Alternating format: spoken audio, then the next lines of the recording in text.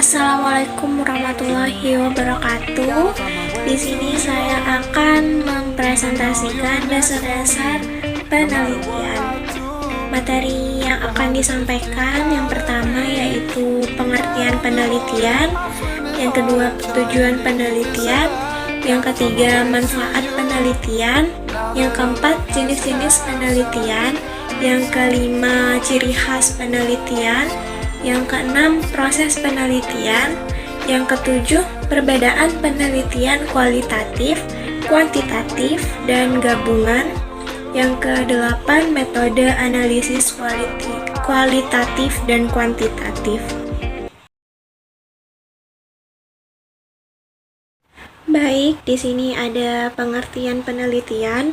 Yang pertama, ada dua pengertian penelitian. Yang pertama yaitu penelitian adalah proses menarik kesimpulan atau cara pemecahan masalah berdasarkan data dengan menggunakan langkah-langkah perumusan masalah, penyusunan kerangka berpikir, pengajuan hipotesis, pengujian hipotesis, dan penarikan kesimpulan. Dan yang kedua, penelitian adalah kegiatan untuk memperoleh fakta-fakta atau prinsip-prinsip, baik kegiatan untuk penemuan, pengujian, atau pengembangan dari suatu pengetahuan dengan cara mengumpulkan, mencatat, dan menganalisa data yang dikerjakan secara sistematis berdasarkan ilmu pengetahuan atau metode ilmiah, yang dimana dua pengertian penelitian ini sama-sama menuju pada pengujian dan pemecahan masalah. Dan di sini penelitian menurut para ahli. Menurut Cooper and Emery 1995, suatu penelitian sistematik bertujuan menyediakan informasi untuk memecahkan masalah. Dan menurut Sekaran 1992, usaha yang sistematik dan terorganisir untuk meneliti masalah yang spesifik yang memerlukan jawaban.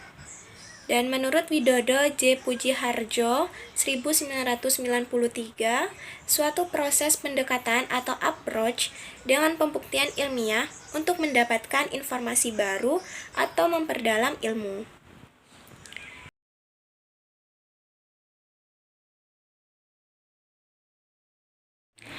Baik, selanjutnya kita ke tujuan penelitian. Tujuan penelitian merupakan suatu usaha yang sistematis dan terorganisasi untuk menyelidiki masalah tertentu yang memerlukan jawaban. Menurut Sakaran 1992, penelitian bertujuan untuk menemukan fakta, prinsip, atau produk yang baru dari suatu pengetahuan yang biasa kita sebut eksploratif. Yang kedua, menguji kebenaran atas fakta atau prinsip atau produk dari suatu pengetahuan yang sudah ada atau yang biasa kita sebut verifikatif. Yang ketiga, mengembangkan fakta atau prinsip atau produk dari suatu pengetahuan yang sudah ada atau yang biasa kita sebut development. Oke, sekarang kita lanjut ke manfaat penelitian. Manfaat penelitian dibagi menjadi dua, yakni manfaat praktis dan manfaat teoritis. Manfaat praktis yaitu penelitian bertujuan untuk menjelaskan manfaat dan upaya pemecahan masalah praktis. Dan manfaat teoritis adalah bertujuan untuk pengembangan ilmu pengetahuan. Segala hal yang menyangkut dengan pengembangan ilmu pengetahuan itu termasuk dalam manfaat teoritis. Selanjutnya kita ke jenis-jenis penelitian. Jenis-jenis penelitian dibagi menjadi 8. Yang pertama yaitu deskriptif, di mana dilakukan guna memberikan gambaran yang jelas mengenai suatu fenomena. Yang kedua, analitis, penelitian yang dilakukan untuk menemukan penjelasan tentang dan alasan suatu fenomena terjadi. Yang ketiga itu murni, dilakukan dengan melibatkan proses pengumpulan dan analisis suatu informasi untuk pengembangan dan memperluas suatu teori. Yang keempat yaitu terapan, penelitian yang berfokus pada lemanarian solusi terhadap suatu permasalahan.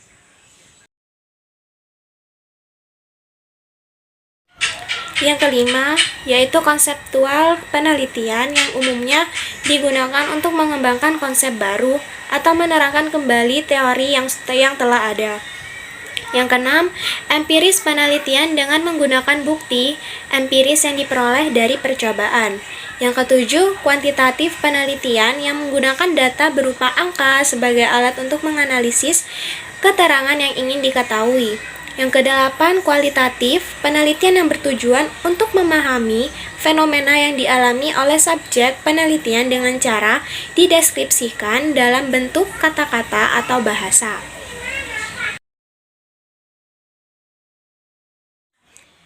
Baik, kita ke ciri khas penelitian. Ciri khas penelitian di sini ada penelitian harus berkisar di masalah yang ingin dipecahkan. Yang selanjutnya, penelitian harus mendukung unsur orisinilitas dan harus didasarkan pada pandangan ingin tahu. Harus berdasarkan pada asumsi bahwa suatu fenomena mempunyai hukum. Untuk menemukan generalisasi, studi tentang sebab akibat, menggunakan pengukuran yang akurat, menggunakan teknik yang secara sadar diketahui.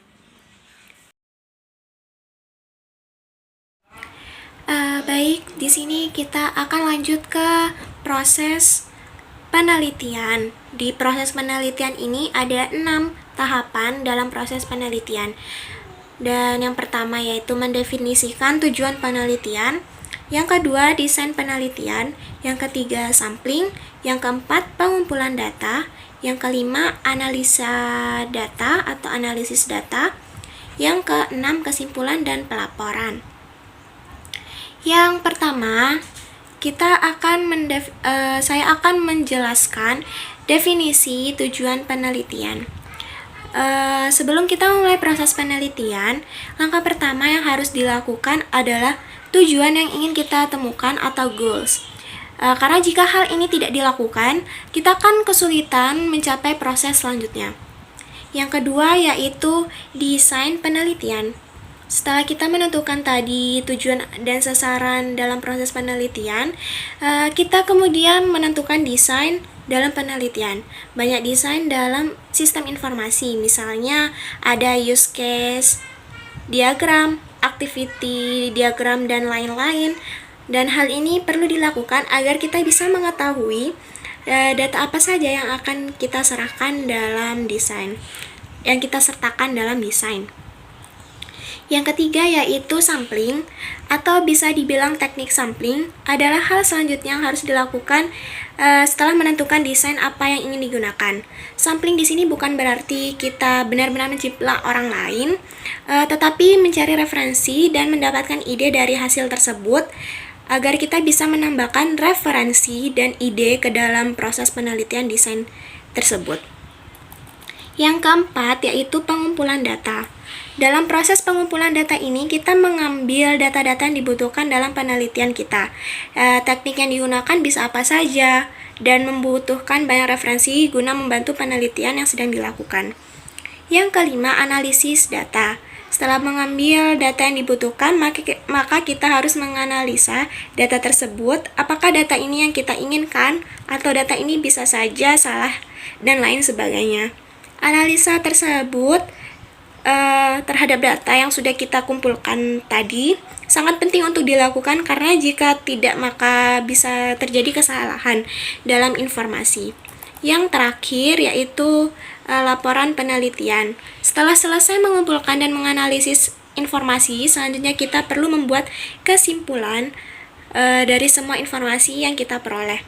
Kemudian membuat laporan dan menceritakan tentang hasil informasi yang kita peroleh kepada yang bersangkutan untuk menyelidiki lebih lanjut atau dapat cross-check lagi oleh anggota tim yang lain untuk mendapatkan persetujuan dan pendapat yang sama. Baik, kita ke perbedaan penelitian kualitatif, kuantitatif, dan gabungan. Jika disimpulkan lebih lanjut, metode penelitian kuantitatif lebih berfokus pada data, angka dengan instrumen, atau alat ukur tertentu, sementara itu metode kualitatif bertujuan untuk menjabarkan data analisis secara naratif, lain halnya dengan metode kuantitatif dan kualitatif. Ini kombinasi yang merupakan metode yang digunakan untuk mengkombinasikan penelitian kualitatif dan kuantitatif.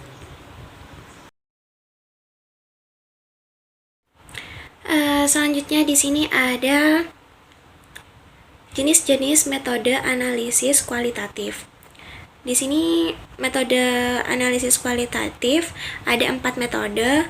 Yang pertama metode wawancara, yang kedua metode observasi, yang ketiga metode studi literatur, yang keempat metode focused group discussion. Yang pertama yaitu metode wawancara, di mana metode wawancara merupakan tanya jawab lisan antara dua orang atau lebih secara langsung dengan maksud tertentu. Dan pada penelitian kualitatif ini, peneliti bertindak sebagai pewawancara atau interviewers, dan narasumber atau responden bertindak sebagai yang diwawancara atau interviewer. Informasi yang diperoleh dari wawancara ini nantinya diurai dan diolah kembali dalam penelitian. Dengan metode wawancara, kamu bisa memanggil informasi dengan lebih mendalam dan berkualitas dengan mengembangkan pertanyaan yang sesuai dengan situasi terbaru. Selain itu, kamu bisa mendapatkan hal-hal khusus yang sering luput dari perhatian. Yang kedua yaitu metode observasi. Dapat diartikan pengamatan dan pencatatan secara sistematik terhadap gejala yang tampak pada objek penelitian, yang cukup mudah dilakukan untuk pengumpulan data. Observasi ini lebih banyak digunakan pada statistika, survei misalnya akan meneliti kelakuan orang-orang suku tertentu. Dan observasi ke lokasi yang bersangkutan akan dapat diputuskan alat ukur mana yang tepat digunakan. Jika kamu menggunakan metode observasi, akan membantu kamu jika narasumber atau objek penelitian kamu yang sibuk akan lebih senang diteliti melalui metode observasi ketimbang melakukan wawancara yang cenderung memakan waktu. Yang ketiga, metode studi literatur, di mana merupakan sebuah proses pencarian berbagai hasil kajian atau studi yang akan berkolerasi dengan penelitian yang sedang kamu lakukan. Studi literatur ini termasuk pada kategori sumber data sekunder yang datanya dapat dipertanggungjawabkan keabsahannya. Dan yang terakhir, metode focus group discussion, di mana wawancara semi struktur dengan topik yang ditentukan sebelumnya dan dipimpin oleh seorang moderator ahli. Diskusi jenis ini termasuk dalam penelitian kualitatif dalam ilmu sosial sesuai dengan kesepakatan sebelumnya atau dengan produk yang akan dikembangkan. Diskusi diawali dengan pertanyaan dilontarkan moderator, kemudian ditanggapi dan didiskusikan di antara peserta. Dan yang terakhir yaitu jenis-jenis metode analisis kuantitatif, di mana analisis kuantitatif di sini dibedakan menjadi 3. Yang pertama metode statistik deskriptif, yang kedua metode statistik inferensial, dan yang ketiga metode diskriminan. Saya akan menjelaskan analisis yang pertama yaitu statistik deskriptif. Statistik deskriptif adalah salah satu teknik analisis data yang sering dilakukan dan digunakan oleh peneliti atau praktisi data. Teknik ini biasanya digunakan untuk menganalisa data dengan cara menggambarkan atau mendeskripsikan data-data yang sudah terkumpul sebelumnya tanpa merubah sumber datanya. Biasanya peneliti yang sumber datanya menggunakan populasi akan menggunakan statistik deskriptif pada analisisnya. Dan yang kedua, statistik inferensial, di mana tidak jauh berbeda dengan statistik deskriptif. Statistik ini juga kerap digunakan oleh peneliti atau praktisi data, yang sering juga disebut dengan statistik induktif atau nama lainnya lagi adalah statistik probabilitas. Statistik inferensial ini satu teknik statistik yang dapat digunakan untuk melakukan analisa terhadap data-data sampel dan hasil dari analisa tersebut dapat diberlakukan untuk populasi. Dan yang terakhir yaitu statistik parametris, di mana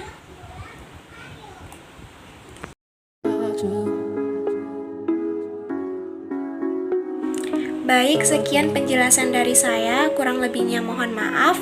Terima kasih. Wassalamualaikum warahmatullahi wabarakatuh.